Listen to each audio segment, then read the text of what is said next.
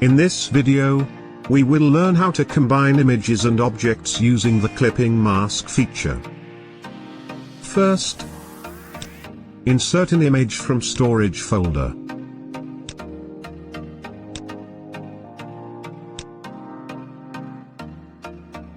Next, prepare a shape.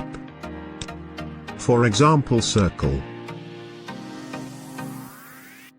Adjust the position above the image.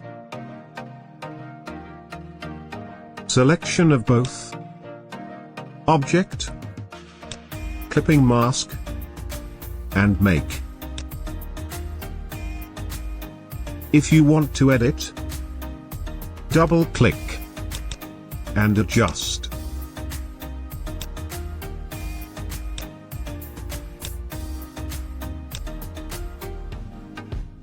If you have finished it, you can exit. Okay.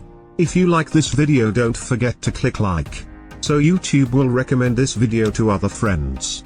Don't forget to subscribe and turn on the bell to get the latest video updates from this channel. Thank you.